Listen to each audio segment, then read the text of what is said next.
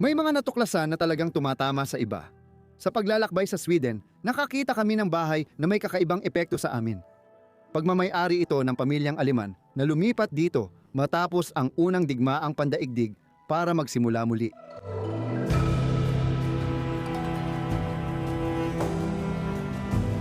Kakaiba ang pamilyang ito dahil lahat sila ay miyembro ng isang motorcycle club at kilala sa kabaitan.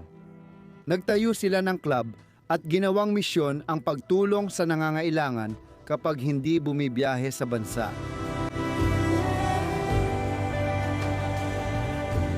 Sa paglipas ng mga taon, maraming batang nangangailangan na ang natulungan ng pamilyang ito at nag-organisa rin sila ng mga fundraising para matupad ang mga hiling ng mga ito.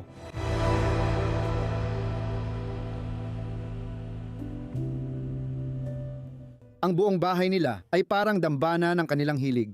May mga estatwa ng motorsiklo sa bawat sulok at mga larawan ng kanilang mga nakaraang biyahe ang nakasabit sa mga dingding.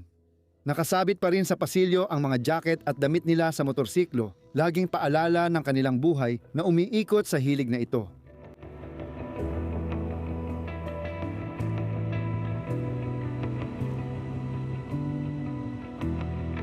Ang dating nakatira sa bahay ay nawala sa kasibulan ng buhay. Nag-iwan ng hindi masagot na tanong at misteryong habang buhay.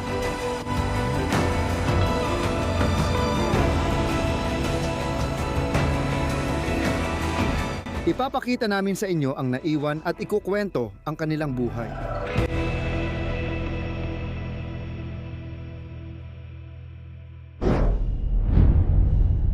Maligayang balik sa Bros of Decay. Ako si Leslie sa likod ng kamera, kasama si Ginoong Danny. Hello sa inyong lahat. Nandito na naman tayo sa kamanghamanghang Sweden. Oh, tama iyon. Narito ang isang magandang bahay na iniwan mula 2005 hanggang 2010.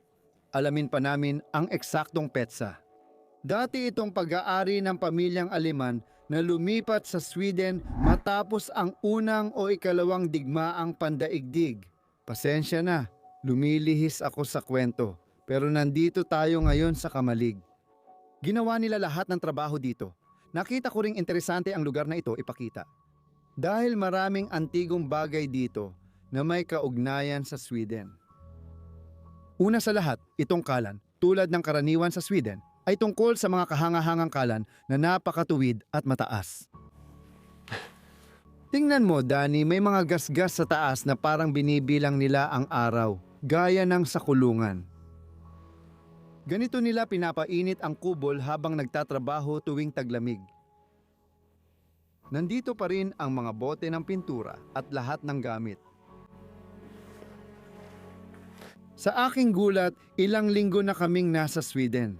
Mahilig din silang magbisikleta dito at may makasaysayang halaga ito. Tingnan mo ang bisikletang ito. Maiisip mo bang magbisikleta gamit yan? Ang ganda nito. Oo, napakagandang piraso nito. May mga ilaw pa siya at lahat. Oo, parang bisikleta noong ikalawang digmaang pandaigdig. Wow. Nandito pa rin lahat ng gamit. Oh, nadudulas. Masyadong masikip. Huwag kang madulas. Pakiusap. Sige, gusto ko lang ipakita sa iyo lahat dito. Tingnan mo ang malaking tradisyonal na pala ng niyebe natin. Gawa sa kahoy. Oo. Gustong-gusto ko lahat ng bote sa itaas. Gusto ko itong kahon natin. Kape ito. Pero ngayon puti na talaga. Sige, may isa pa kaming maliit na lugar dito na nakita naming interesante. Tingnan mo sa kanto na yon. Yung mga pangpiga na yon, hindi ba't kamangha-mangha sila? Alam mo ba kung paano gamitin ang isa sa mga yon? O itali mo lang yan sa unang bagay at iikot mo lang. Paikutin gamit ang rotor. Nasa napakagandang kondisyon ito. Oo. Talagang maganda. Para sa akin dapat nasa museo ang mga yan. Oo nga. At ang workbench na gamit nila sa trabaho. Sige, oras na. Excited akong ipakita ang loob ng bahay. Di ka maniniwala sa makikita mo. Halika, samahan mo akong pumasok sa magandang bahay na ito.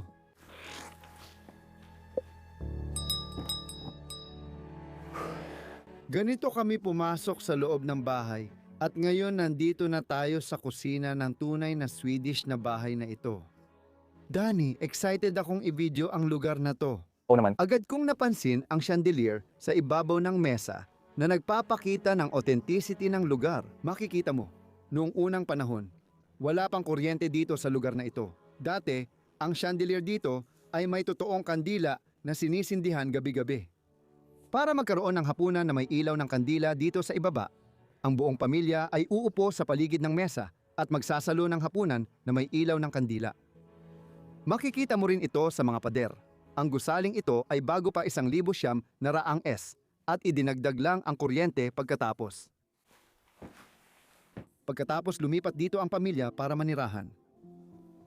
Maganda ang mga palamuti sa pader at gusto ko ang upuang nasa ilalim, parang sa Portugal pero may suwekong estilo. Oo, ganun nga. Sa tingin ko nilalagay nila dyan ang mga gamit tulad ng coat o kumot pero iba ang laman dito. Napansin mo rin ba ang kortina? Oo. Gustong gusto ko talaga yung berde na may kahel. Ang ganda talaga nun. Sige, pagkatapos, ang kusina kung saan ihahanda ang pagkain ng pamilya. Nandito pa rin lahat mula noon. Sino ang gustong tumira rito? Smoch, sa tingin ko ibig sabihin nito ay mga kagamitan. Parang ganoon.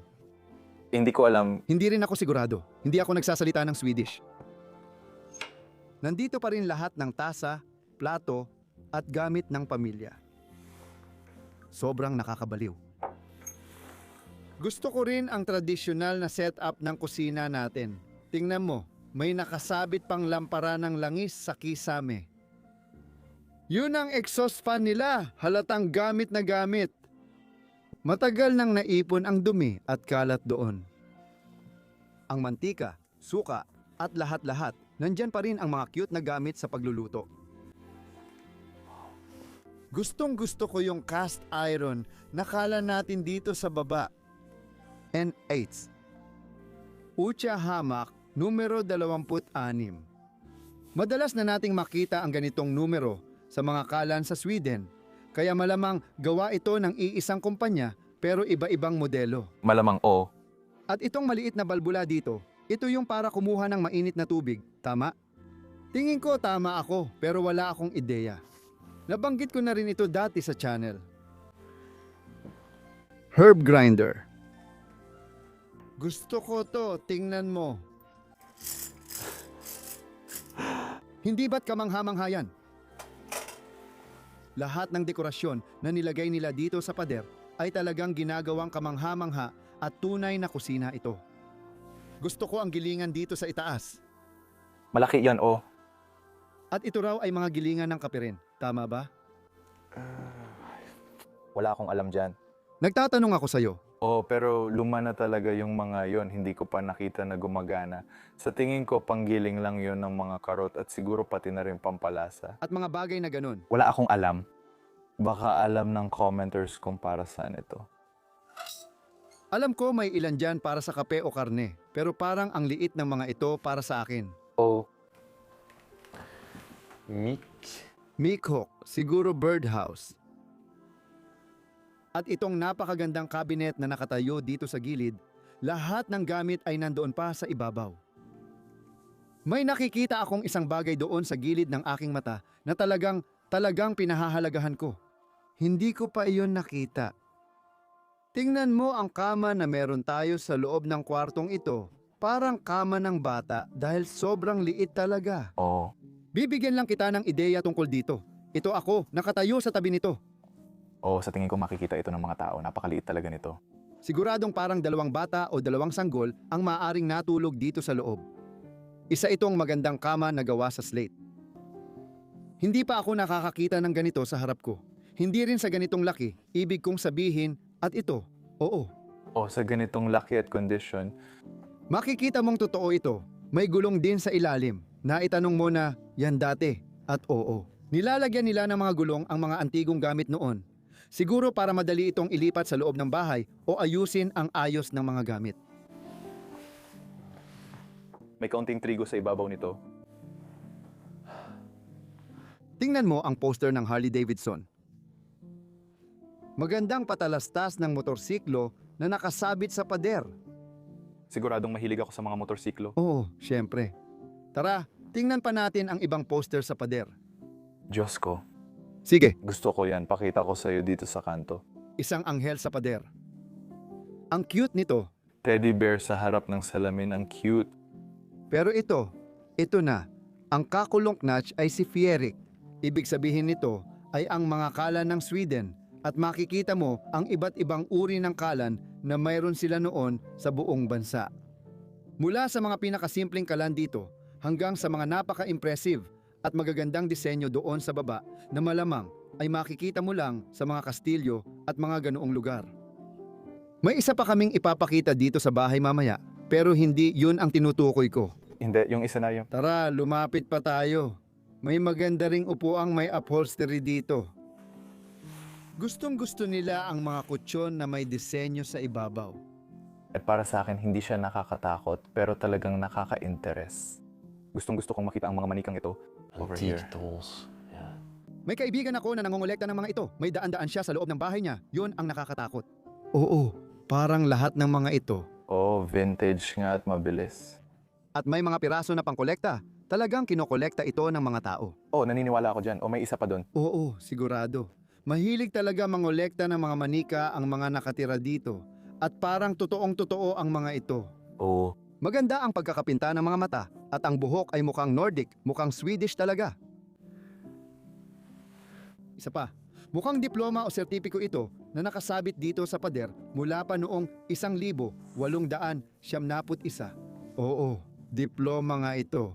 Henderson Diplom para siguro sa isang tao na nakatira dito noon. Nakita mo ba ito, Danny? Literal na sketch ng bahay ito. ang bahay, oh. Wow, literal na architectural sketch talaga ito ng buong lugar na to. At itong mga nandito sa ibaba ay totoong mga bulaklak o totoong mga rosas noon dahil makikita mong unti-unti na silang nagkakandurog sa paglipas ng mga taon. Grabe, gusto ko rin yung radyo, pati yung vintage na musika. Gustong-gusto ko ito. Napakagandang kwarto. Wow. Makikita natin dito ang mapa ng Hilagang Sweden, Hilagang Europa, Finland, Sweden, Norway, at oo, in love pa rin ako sa bahaging ito ng mundo hanggang ngayon. Oh, ang ganda. Napaka-natural, maayos, at gusto ko talaga. Mabait din ang mga tao. Oh, totoo yan. May maliit na fireplace dito. Isang napakagandang fireplace. Gusto ko sanang magkaroon ng ganun. Gusto ko rin yung crest na nandoon. Oh, may numero din siya. Oo, numbered lahat ng fireplace dito. Oh, Nakakabaliw, pero ang ganda ng maliit na kwarto na meron tayo dito. Oh. Sobrang gusto ko talaga ito. oh, sobrang cute talaga nito. Oh. Tara, next na. Ay grabe. Mas maganda ito, masasabi ko. Tingnan mo ito, sobrang siksik na tirahan. Oh, sobrang siksik. Medyo nakakaramdam ako ng claustrophobia dito sa kwarto na to. Kasi may napakalaking sofa dito, yung malaking U-shaped na sofa sa gitna ng kwarto. Parang 10 tao ang kasya dito. L-shaped. L-shape na sofa? Tama ka, parang komportable pero sabay siksikan. Lahat ng bagay nagsisiksikan. Sa tingin ko, ginawa nila yon dahil mainit ang kwarto. Oh, maginhawa. Maginhawa at mainit. At sa mga panahon ng taglamig sa Sweden, sobrang lamig talaga dito sa bansa. Kaya naman kailangan nila ng kalan sa likod mo. Oo nga. Tingnan mo ang obra maestra na ito. Nasa poster din ito. Isa ito sa mga mas simple. Pero para sa akin, napaka-elegante pa rin ng disenyo. Napakagandang kalan. Buksan mo. Hindi ko rin alam kung ano ito, pati ako. May ilang tuyong halaman sa gilid. Sa tingin ko nilagay nila ang mga tuyong halaman para magbigay ng amoy. Sa tingin ko, maaring tama ka kasi nakita ko rin ginagawa iyon ng mga tao sa Portugal pero hindi ako sigurado. Sa tingin ko, matagal mawala amoy nila. Lalo na itong maliliit. Oh, Yung dalawang manika sa tabi ng telebisyon. hindi ko gusto ang bibig nila. Hindi. Parang nagpapalobo lang sila ng bula sa bibig nila. Oh. At isang lumang telebisyong Philips na nandito pa rin. Tingnan mo sa taas, may 2 litrato ng dating may-ari. Narito ang bagong silang na sanggol na lalaki. Oh, Pagkatapos, tila mga magulang ng bata ang may-ari ng lugar na ito. Wow! At saka, yung mga kandilang kalahating natunaw sa loob ng lugar na ito ay nagbibigay ng pakiramdam na iniwan at nakalimutan na ang lugar na ito. Kurtina papuntang kabilang kwarto. Gusto ko kung paano nila ito naihiwalay. Siguradong mahilig sila sa motorsiklo, baka miyembro rin ng motorcycle club, nakita lang natin doon, baka sila ang mga may-ari. Dito. Ito ay maliit na regalong nakuha nila dati at ibinigay sa akin ni Veronica Erickson. Mahilig sila sa musika at may malaking tore. Naalala mo ba noong malalaki pa ang mga tore? Ngayon, cellphone at maliit na speaker na lang ang gamit natin. Dati kailangan mo pa lahat ng ito. nasa akin pa rin ang tore ko kahit di na ginagamit. May ilang plaka pa sa ibabaw nito. Oh, Dolly. Oh, Dolly, isa siya sa pinakamayayamang mga awit. wow Mozart, hindi ko alam yon. At sa tingin ko nasa top 10 siya o parang ganon, Dolly. Hindi ako mahilig sa musika at hindi ko siya kilala. Hindi. Matanda na talaga siya. Kasama niya si Celine Dion at isang upuan. At pagkatapos, ang sala. Napakagandang mesa dito. Siguro ang saya-saya noon kapag lahat ay nakaupo dito. Komportable, may apoy sa fireplace, nagkukwentuhan, at siguro umiinom ng kaunti. Siguradong ang saya noon. Mukhang hindi komportable ang camera. At lahat ng kandila ay nakasindi, pati na rin ang kandelabra at lahat ng bagay. Nakikita mo ba ang kandelabra? Idadagdag mo ba ito mamaya? Oo, tama ka, sigurado. Anong meron ka dyan? Oo, nakita ko lang ang litratong ito sa mesa. Yung lalaking umiinom ng beer, halatang nag-e-enjoy. Tara, tingnan din natin dito sa paligid. Sa palagay ko, gusto ko ang cortina. Oo. Halos di mo makita pero nandun ang sagisag. Fleur de lis. Fleur de lis. Fleur de Leon doon. Tingnan mo ang larawang ito ng dalawang batang bata. Oo, kaya siguradong dalawang lalaki ang anak. Parang ginto ang katabi niya. Oo, sigurado baka lalaki at babae. At saka yung mukha ng orasan doon sa pader din. Magandang ilaw. Gusto ko rin ang manika, pati salamin at labi natin ay ginawa rin. Oo, kakaiba. Kakaiba, maganda. Isa pang huling artepakto sa ibabaw niyan, makikita mo ulit ang motorsiklo na bumabalik sa ibabaw ng cabinet. Siguradong mahilig talaga siya sa motorsiklo, ang mga taong nanirahan dito at ang mga gitara na nandoon din. Wow, kamangha-mangha. Wala nang laman ang garnet na ito. Sige, oras na para pumunta sa susunod na kwarto, ang silid kainan. Sasamahan ko kayo bago tayo pumasok doon. Ipapakita ko muna ang pasilyo dahil interesante rin ito. Narito ang pintuan sa harap ng lugar. Pero ulit, ang cute-cutes talaga ng mga kurtinang ito. Gustong-gusto ko sila. At yung kulay ng dingding, yung karaniwang kulay ng bahay dito sa Sweden. Hindi, kulay brown yan. Hindi nga pula yan. Oo, Oo. tugma yan sa cortina. Colorblind ako. Sorry. Walang problema, walang problema. Pero nakikita mo rin ang mga ito dito. Oo, Pareho ito sa nakita natin sa bahay ni Elsa, kung saan tinanong mo tungkol sa stamp. Nakita rin natin ito sa bahay sa Sweden. Kaya tiyak na gamit ito ng mga Swedish. Oo, pero hindi pa rin natin alam para saan ang mga device na ito. Siguro para sa grounding o stamping, pero di ako sigurado. Kaya ulit. mukha silang pabigat, di ko alam. At pagkatapos, may mga lalagyan tayo ng gatas dito. Pinalamanan din nila ito ng mga halaman mula sa hardin sa buong bahay. Oo, Itong maliliit na etiketa sa dingding. Cute na maliit na pasukan sa bahay. Dito nila sinasabit ang mga damit nila. Tingnan mo ang display dito. wow. Ang ganda naman yan. Nakatayo pa rin ng maayos ang lahat dito. Isang palamuti. Oo, ang kampana mula sa... Sa labas ng bahay, oo, baka minsan nilang pinasok.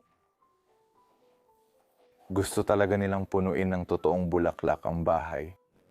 Ngayon tuyo na sila, pero dati magaganda siguro sila. Oo, minsan nila yang pinapalitan. Nandito pa rin ang pitaka ng babae. At mukhang mga jacket ito na pang motorsiklo, di ba? Oh, sigurado. Kasama sila sa motor club, walang duda. Mukhang ganito rin ang mga pantalon na ito. Siyempre. Siyempre, Oh, balot na ng sapot ng gagamba ngayon ang jacket at pantalon para magmotor. alam mo kung para saan yun. Para isuot ang sapatos? Hindi, para tanggalin ang sapatos. Para tanggalin ang sapatos. Kaya kung pwede mo ilagay sa harap ko, ipapakita ko sa iyo mamaya. Kaya ang gagawin mo, isang paa dito, yung isa, tatanggalin mo ang sapatos mo. Interesante pala. Hindi dapat ako magkaroon ng ganong muebles. Nung bata ako, gumawa ako ng sarili kong ganun dahil may ganun ng lolo ko at hindi ko pwedeng kunin yon. Hindi mo naman pwedeng nakawin yun. Ngayon, papapasukin na kita at ang iba pa sa dining room. Isa rin itong napaka-komportabling bahay. Isang komportabling lugar sa loob ng bahay. Masasabi ko, Oh, talagang hinahangaan ko ito. wow, ang daming makikita. Saan ba tayo dapat magsimula? Sa tingin ko dito, Itong mga poster ng mga batang ito sa hardin, parang nasa France o Versailles, pero sigurado akong nasa Sweden sila. gusto talaga nilang palamutian ng bahay, ayaw nila ng puting pader. Sa isang napaka-cute na paraan din. O, Sa isang napaka-komportabling paraan. Ginagawa nilang tahanan ang kanilang bahay. ginagawa nilang komportable ito. Komportable talaga. Gustong gusto ko ang mga upholstered na upuan. May maliit pang kumot sa ibabaw. Wow! May isa pang malaking fireplace, tulad ng sa kabilang kwarto. Ang gaganda nila. Umiibig na talaga ako sa Swedish na fireplace. Maganda sila kasi may tinatago. Oo, hindi pala dapat Swedish fireplaces lang. Kasi nakita rin namin sa Denmark at Castillo. I-link natin dito sa taas. Mas magarbo talaga, literal para sa 4 na kastilyo. At malaki talaga yon. Kung gusto mong makita ang paghahambing ng mga fireplace, panoorin mo ang video. Mas marami pang mga bulaklak sa ibang lugar. Mahal na mahal sila ng mga tao. Gusto kong buksan ito. Maingay siya gamitin, puno pa rin ng baso at gamit at makapal ang alikabok. Bar ito dati. Gustong gusto ko talaga. Maganda ang tunog. Sigurado akong puro bote lang ang nandun. Oh, ipapakita ko sa'yo. Hindi, nagkamali ako. Wow, nandito lahat ng mga kumot at iba pa. Oh, At mga papo, wow, mga tuwalya. kailangan ko itong ipakita sa'yo ngayon. Ilan ang damit na pwedeng ipakita sa camera? Oo nga pala, pasensya na. Lungsod. Sige, mag-i-scroll lang ako ng random sa mga ito. Heto na tayo. At iyan ang batang lalaki ng bahay. Nasa motorsiklo siya. Sabi ng tatay niya, umupo ka, gusto kitang kunan ng litrato. Oh, at tingnan mo rin siya. Masayang araw sa tabing dagat. Ang ganda niyan. Wow, buo ang pamilya. Nasa Amerika yan. Oo, mukhang ganun nga. Hindi, Di ko sure kung meron yan sa Sweden, pero parang sa Amerika yan. hindi ako sigurado pero mukhang Amerika talaga. Oh, maganda. Nakakabaliw ang mga alaalang iniiwan ng tao sa mga bahay na to. Oh, Pasensya na. gusto ko talaga ang sopa at alpombrang nasa ibabaw nito. Ang kumot sa ibabaw, kamangha-mangha. Maganda ang pagkaka-upholster ng sopang ito. May disenyong kahoy sa paligid nito. Siguradong napakatanda na rin ito. Oh, Tingnan mo ang dalawang larawan dito sa pader. yan ang babae na nasa mga larawan, tama? Oo, siya rin ang asawa niya, bata pa. Tinitingnan pa rin dito. Siguradong hindi iyon bahay ng matatanda. May dalawa silang anak. Oo, malamang nandoon ang anak nilang babae at lalaki. Oh, grabe. Nakita mo na ba ang mga litrato sa ibaba? Talagang kamangha-mangha. Oo, may lalaki at babae doon. Oo, nakita na namin ilang beses ang lalaki at babae. Ano bang meron dito? Alam mo, syempre. Gamakin ng panahi ang makinang panahi. Wow, ang ganda. Elegante. Makikita mo pa nga ang alikabok. Oo, Grabe, ang ganda ng pagkakapreserba nito. ibalik natin ito ng maayos, lahat. At meron pa tayong isang sulok dito sa kwarto. Isa na namang ganoong upuan, kasama ng ilang palamuti sa dingding. Gustong gusto ko ang mga kuting dito sa labas ng booth. Sobrang ganda talaga. Sige, ngayon oras na para dalhin ko kayo sa itaas ng bahay na ito. Napaka-interesante rin nun. Sumunod kayo sa akin. Pansinin kung paano natakpan ang hagdanan sa pagdaan ng panahon. Ano ang mga ito? Yan ay dumi-dumi ng ibon. Huwag mong hawakan yan. Patay na bubuyog ang mga iyan. Hindi yan dumi ng ibon. Mga bubuyog yan, libo-libo sila.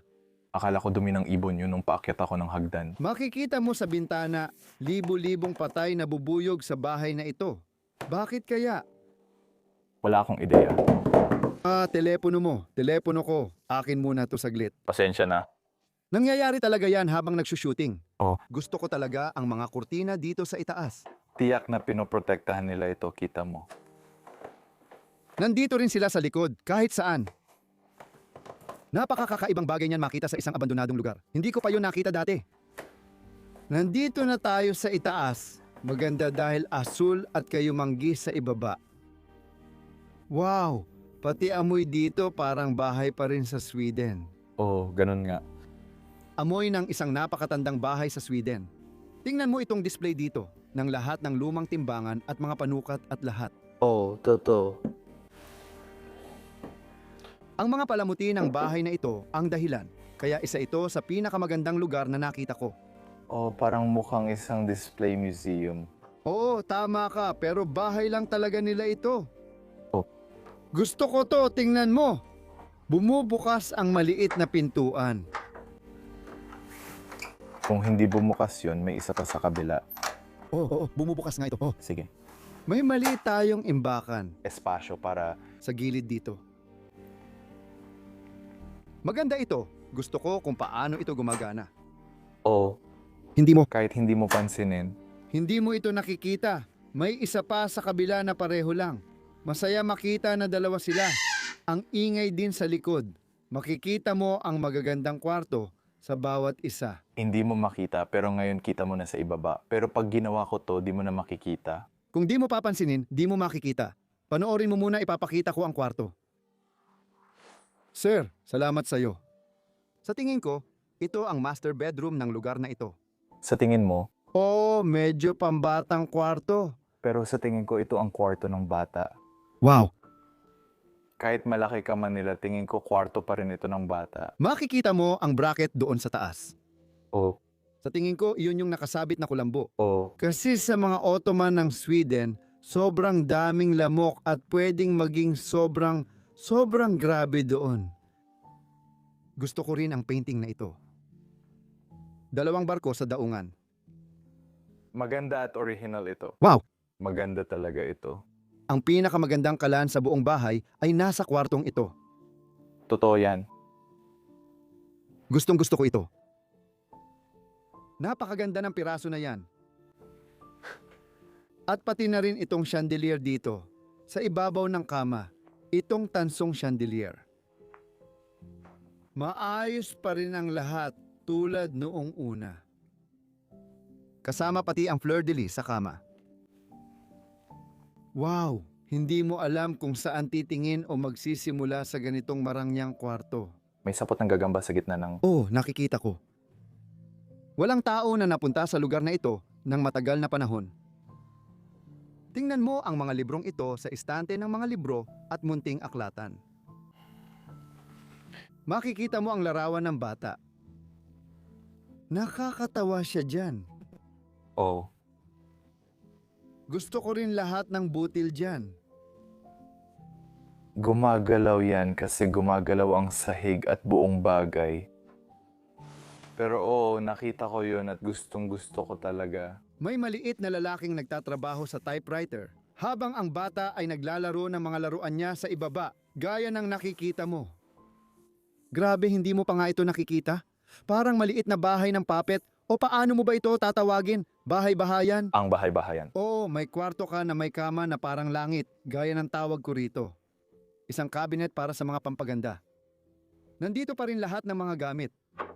Porselana pa ang gamit dito. Oh, Ang ganda niyan, bagay sa anak na babae para paglaruan. Grabe. gusto ko yung kusina na yan. Oo, Yung cabinet na yan. Tingnan mo itong kusina na to. Oo. Wow, andyan pa rin pati mga gilid ng tinapay. Oo, parang sobrang detalyado nito. At pati dito, meron kang stroller tapos yung makinang panahi at lahat-lahat.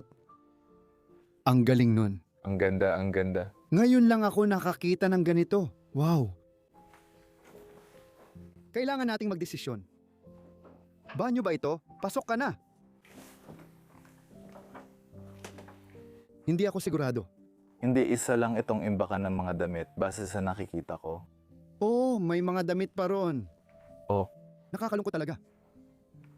At meron pa tayong isa pang kwarto sa bandang ito. Walang problema. Di ko alam kung anong gamit ng kwartong ito dati. Mukha itong maliit na opisina na pwedeng pagtrabahuan. May mga likhang sining at antigong gamit tulad ng spinning wheel. Hindi pa ako nakakakita ng ganito kagandang kondisyon dati. Para na itong isang piraso sa museo. Oh, nakakabilib talaga. Malamang gumagana pa rin ito. Ayoko masyadong galawin pero ayan na. May desk tayo para sa accounting, itong secretary desk. Makikita mo rito ang lahat ng libro at magasin tungkol sa tattoo at iba pang babasahin para sa nagmumotorsiklo. At ito, Oh, gusto ko ito. wala akong masabi. Itong mga damit sa pader.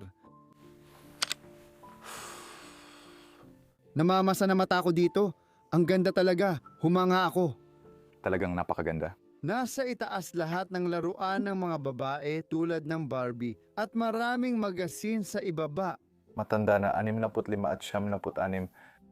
Saan mo sila nakikita? Nakikita mo ang 76. Lahat sila. 76, 75. Wow, napakatanda na ng mga yon. Freya! Freya! Baka makina ng pananahi na galing Nordic yon. Freya. Oh, parang Swedish nga. Freja. Kamanghamanghang Nordic na makinang panahi. Karaniwan, lagi nating nakikita ang mga mang-aawit at mga puffs at mga ganoong bagay. Pero syempre, para yon sa Timog at sa Amerika. Pero dito, syempre, mayroon silang sariling mga tatak. Oh, maganda ito. Diyos kawa na Aleman ba yan? Sa tingin ko. Oh, Oh, sigurado akong Aleman yun. Sige, may isa pang natitirang kwarto dito sa lugar na to.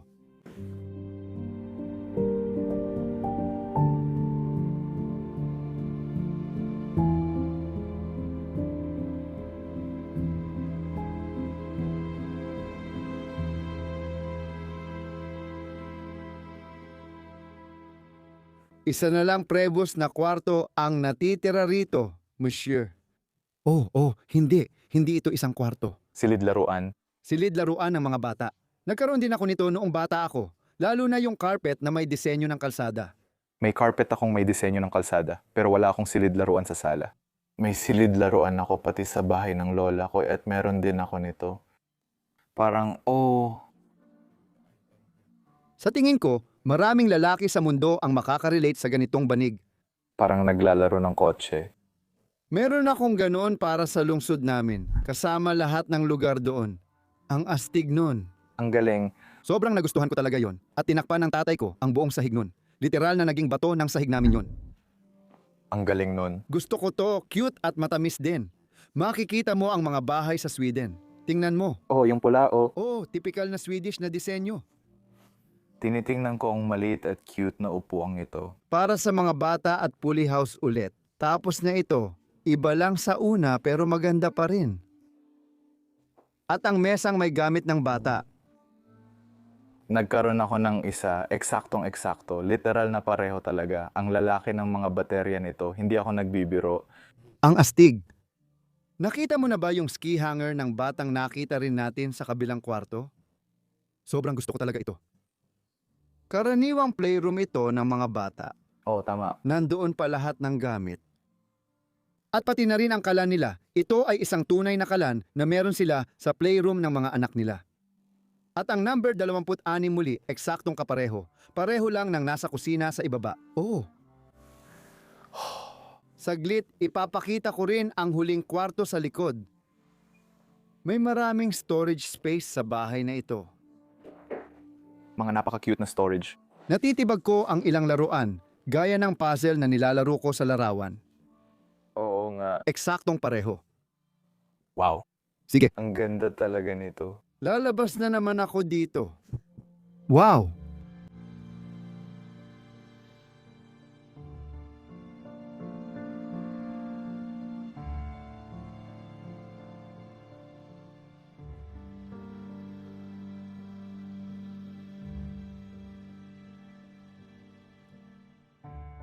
Kakakita lang namin ng sobrang gandang abandonadong bahay dito. Pinakaastig na na-film namin sa Sweden. Ang layo ng agwat. Ang ganda talaga. Ano ang masasabi mo tungkol dito, Danny? Nagustuhan ko makita ang mga laruan at kwento ng mga tao doon. Talagang maganda rin at sobrang komportable. Parang ganito, talagang ramdam ko na parang bahay ito. Sa tingin ko, lahat ng bahay sa Sweden ay komportable. Nagustuhan ko ito. Sana nagustuhan mo rin ang video tungkol sa bahay na ito. Salamat kay Danny sa pagkuha ng video. Nasa description ang link. Salamat sa panunood at i-like ang video. Mag-subscribe sa channel at mag-iwan ng komento sa comment section. May link din sa description para sa Patreon. Doon, maaari mong suportahan ang channel at matulungan kaming maglibot sa mundo at tuklasin ang mga kamanghamanghang lugar na ito. At dahil dyan, gusto kong magpasalamat sa iyo ng sobra at magkita tayo ulit sa susunod na linggo para sa isa na namang epic na adventure. Paalam, mahal kita! Paalam.